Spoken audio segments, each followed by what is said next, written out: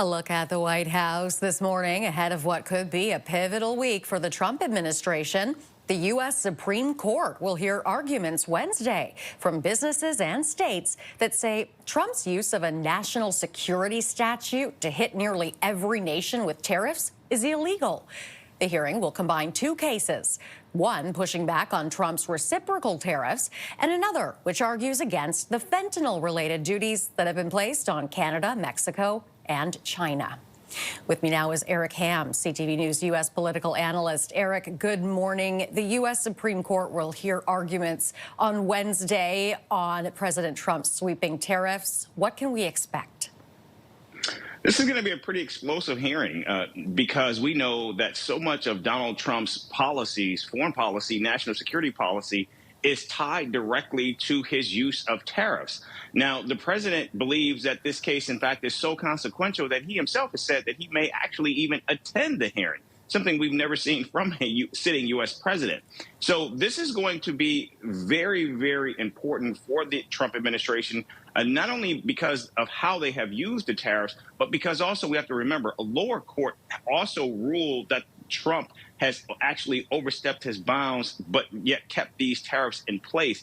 And so many states and nations are watching to see what, in fact, will happen with this hearing, because if, in fact, Donald Trump loses in court, and it's unclear if he will, that will certainly mean a massive, massive reshifting in how the Trump administration navigates both foreign policy and national security policy.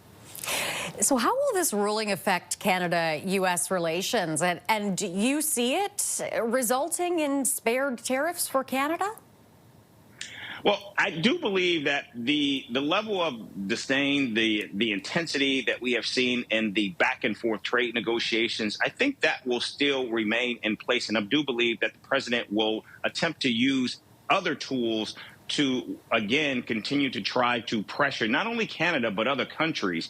In fact, it's been said that Donald Trump uses tariffs much like a bulldozer, as opposed to other presidents who have used tariffs more as a scalpel to be very precise and direct. In addition to that, if, in fact, Donald Trump loses this case, it takes away a massive, massive pressure point for the president.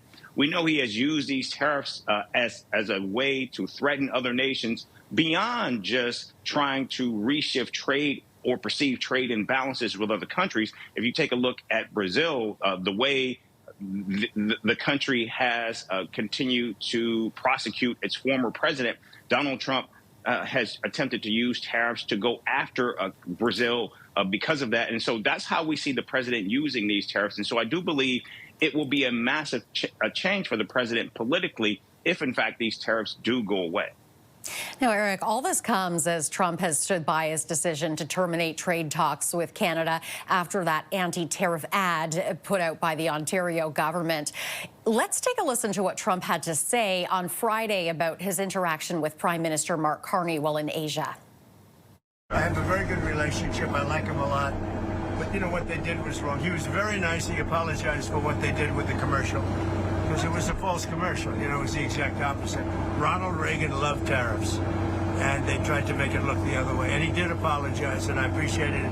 We had a great dinner, you know, with other countries, as you know. And I think we have a very good relationship personally. I think that what they did was wrong, but he apologized. So, Eric, first off, your reaction to that, and secondly, where do you think things go from here?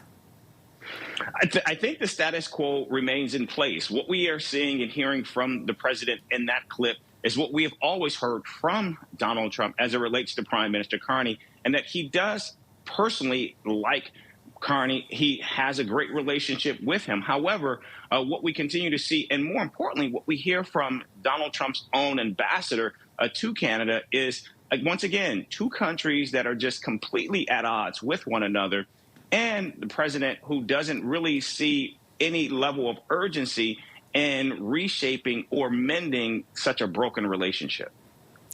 Eric, great having you with us. We'll have to leave it there. That is Eric Ham, CTV News U.S. political analyst.